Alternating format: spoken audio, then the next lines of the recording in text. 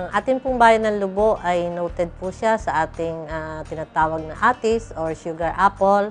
At ito po ay isang masasabi nating isang major crop dito sa bayan ng Lubo na kung saan ay tayo may mahigit na 500 ektaryang natatamnan ng atis. At makikita po ninyo ito sa mga bulubundukin o dahilig na lugar dito sa aming bayan. At tayo po ay may mahigit na 1,000 magsasakang nakikinabang sa ating pag-aalaga o pagtatanim ng atis. Sa buong probinsya ng Batangas, at hindi lang siguro sa probinsya ng Batangas, pag sinabing atis Lubo, ay ito ang binibili. So in 1990s pa lang nakikita natin, nag-uumpisa na yung decline in production ng ating atis. Kami nga po ay nagkaroon ng pagkukusa na kami makipag-ugnayan sa ating mga nasa pamahalaan nasyonal, lalo na po ang Department of Agriculture sa Sentrong Panaliksikan, yung tinatawag nating STARC ngayon, Southern Tagalog Integrated Agricultural Research Center. Nakita natin, meron nga pong isang napakatinding sakit na mealybug. Ano po? Sa panahon pong 2000, kami po ay muling nakipag-ugnayan sa atin pong sa UP Los Baños.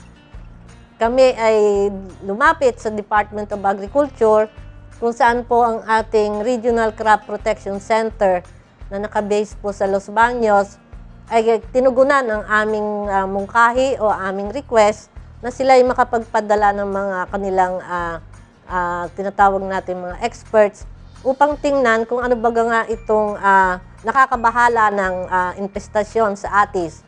At sila po ay naggawa rin ng pag-aaral at doon po ay na-confirm nila na ito nga po ay yung mealybug na tinatawag, coconut buff mealybug. Ano po? Sa kanilang mga mungkahi nga po ay wala po doon masasabing isang uri ng chemical na pwedeng mapatigil ang infestasyon. Kumbaga ay magsasayang lang tayo ng pera kung gagamitin natin chemical.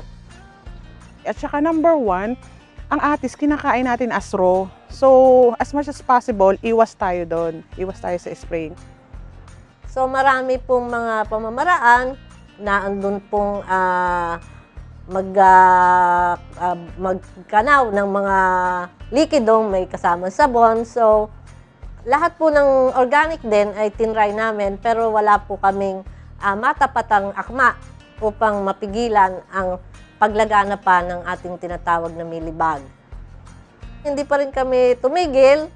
Muli ay idinaing namin ito sa DA at nagkaroon po muli ng positibong tugon kung saan ito ay nangangailangan na ng isang pag-aaral talaga o research, pananaliksik. Noong 2012, tinipon natin yung mga farmers, mga magsasaka natin. So base sa aming mga nakuhang datos sa kanila, bumaba na yung production ng atis. Gawa nga daw niyang mealybugs na yan. Kasi pag umatake yan, tuwing summer, so pag mainit ang sa Lubo, tuwan-tuwa ang ating tinatawag ng mga mealybugs na yan. Magdadatingan talaga yan. Kung bubuksan mo yung ilalim ng dahon, ng ano na yan, talagang kumpul-kumpul sila dyan. Madadamage niya yung physical, especially dun sa mga dahon, so maapektuhan na yung photosynthetic activity, alam natin yon ng atis. So bababa at bababa talaga yung production. So sabi nga ng mga farmers, ma'am, dilig lang ang kailangan natin dyan. Yan ho ang hindi kailangan mawala kapag ang atis ay may bulaklak na, talagang kailangan yan ang dilig. Sa isang linggo po na init at hindi na dilig yan, may epekto po sa pagbunga. Yan po ang aming pag-obserbasyon sa atis. Sabi nila, ma'am, ito po yung napakatagal na naming hinihiling at na sa gobyerno na sana mapondohan para sa irrigation system. So nag-compute kami, medyo malaki nga, medyo malaki. So sabi ko, sige po ma'am, mag-propose tayo, tingnan natin kung maa-aprobahan, i-submit natin sa Bureau of Agricultural Research. Thanks to BAR, Bureau of Agricultural Research, at binigyan naman nila ng pansin yung ating project since nakita naman nila talaga yung importance. 2015 pa lang na-start yung project.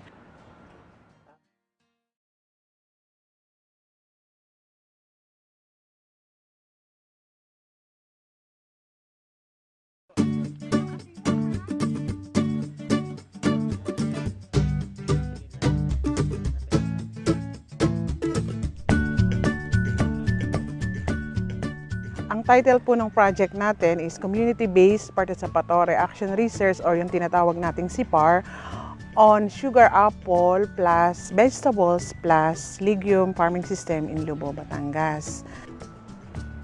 Ang objective po dito ng ating gobyerno, ating pamahalaan, ay ma-reduce yung bag ng at least 15%. Ma-increase yung yield ng atis namin from 1 kilo ang isang puno hanggang 3 kilo. So malaking bagay ho yun.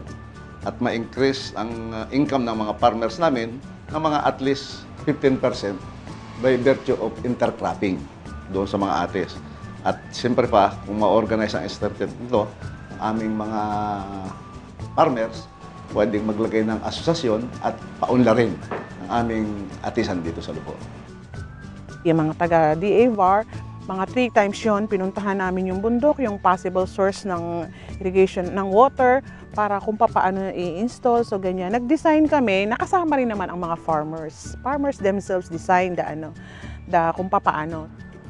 Simula dun sa ating water source, mayroon dong water reservoir, tapos may malaking hose na main line, papunta dire-diretso yan dun sa farmer's field, tapos nagsasanga siya.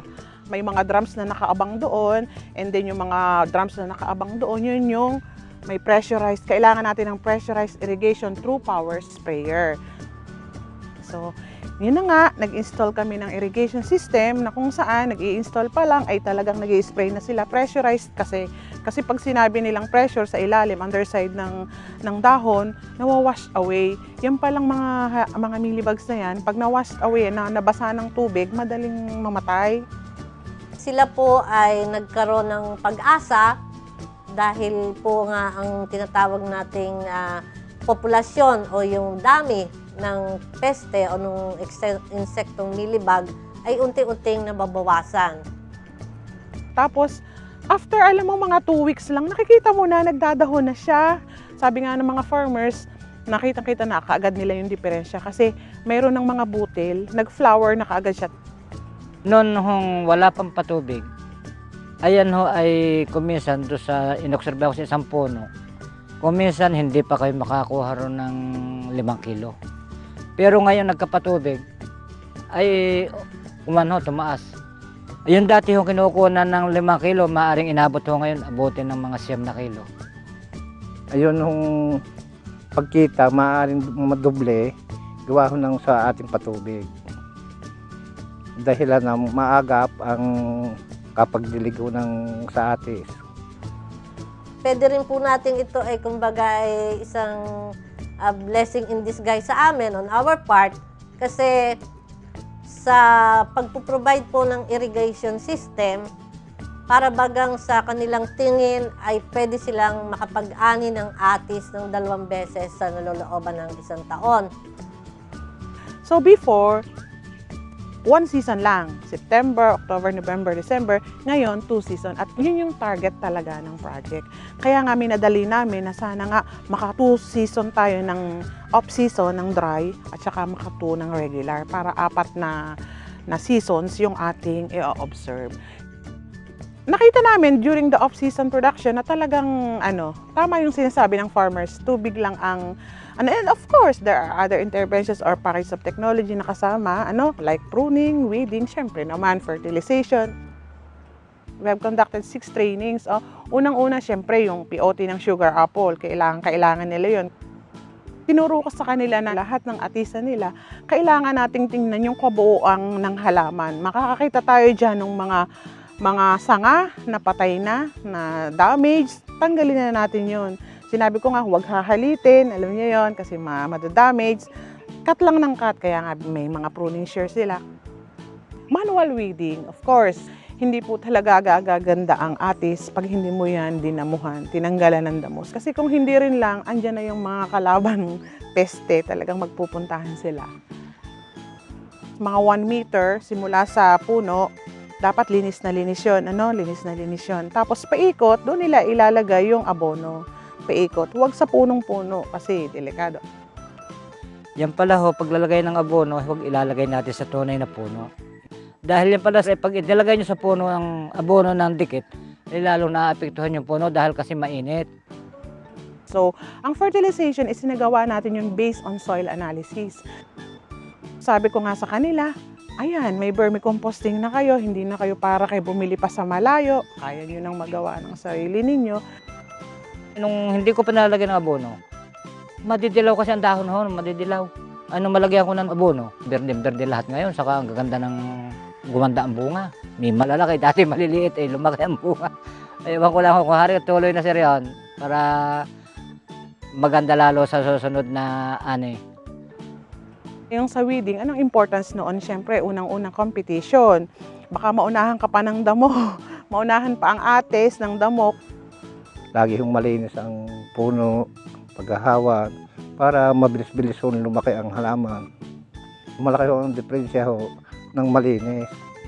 Yun namang pruning, siyempre, pag hindi mo siya pinrune, tapos yung may mga sanga-sanga din na unproductive na naman, makikisalo pa sa nutrients. So, kung ipuprune mo yun, tanggalin mo na, natanggalin mo na, direct na yan pataas. So, makukuha na ng halaman tamang sustansya na binigay sa fertilization. Marami pa rin nga pong component yung project, like yung vegetables natin, yung ating legume production as intercrops sa sugar apple.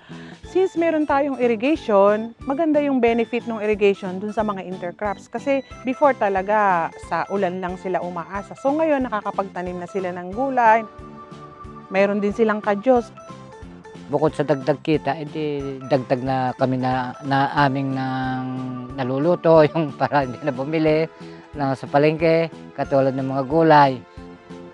Nagkaroon din tayo ng training. Tinuruan ng ating speaker from UPLB sa plant breeding ng kung paano mag-conserve ng mga mag-manage, mag-conserve at mag-produce more para sustainability ng kanilang pananim.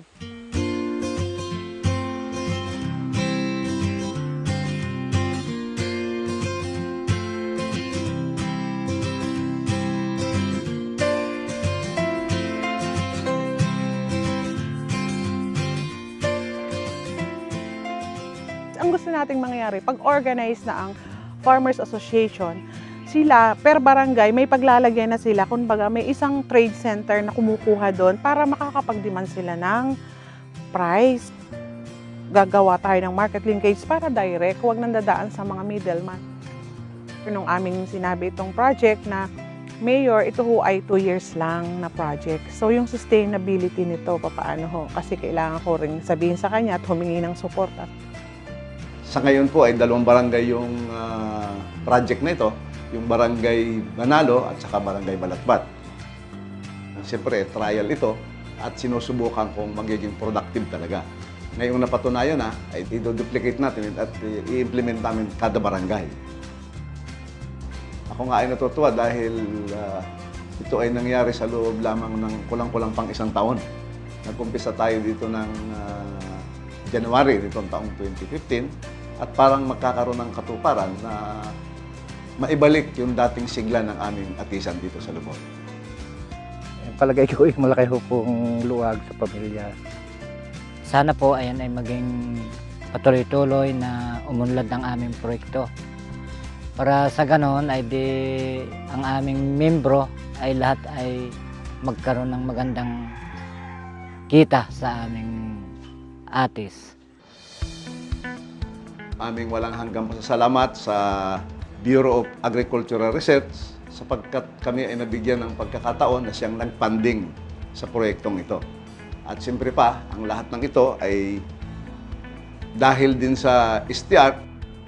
Kasama po namin sila upang ang industriya ng atisan sa bayan ng Lubo ay hindi mawala at bagkos ay mapanatili po namin ang aming bansag na Atis Capital of the Philippines. Nagpapasalamat ako sa Bureau of Agricultural Research dahil napondohan po itong ating sugar apple, si Par Sugar Apple. So maraming salamat po kay Director Nick Eliazar at saka mga kasamahan niya. And then sa aming Regional Executive Director, si Ma'am Vilma de Maculangan, very supportive po siya sa mga ganyan. May counterpart kami sa region like for example, yung original 100 bags ng fertilizers, si RTD BG Mercado, si Ma'am Diggs Narbacan, yung aming hepe sa Research Division. Siya po yung talagang gumagabay sa amin. Si Mayor, si Mau Rossi,